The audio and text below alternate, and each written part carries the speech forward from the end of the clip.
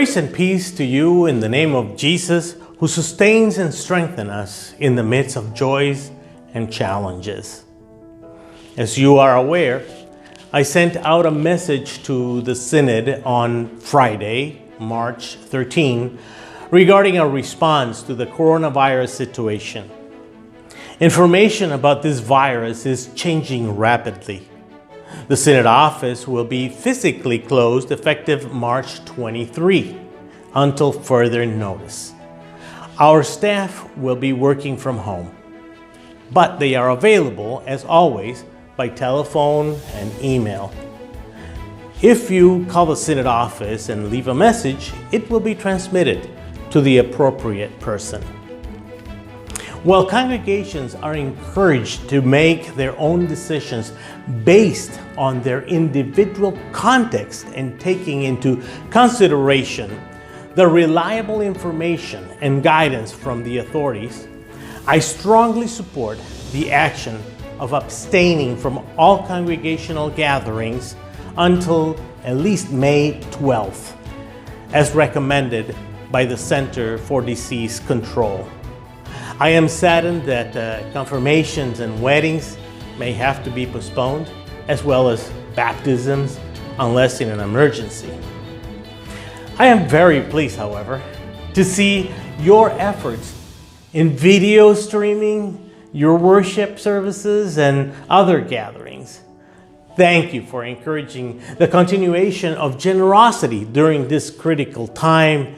And if you don't already do this, we urge you to learn about online giving options. Never neglect the needy.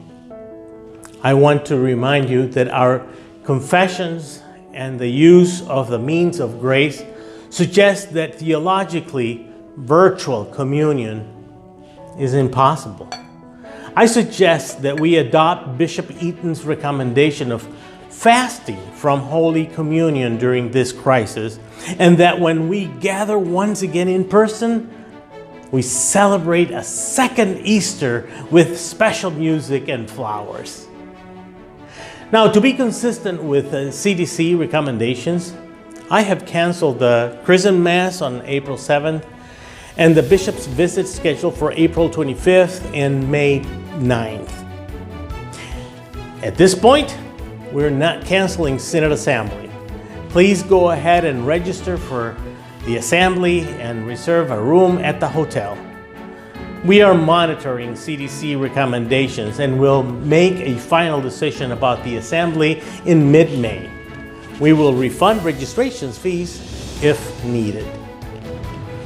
The situation is fluid, and I am in close contact with other bishops, our disaster response coordinator Jim Habermill, and the ELCA church-wide office on a very regular basis.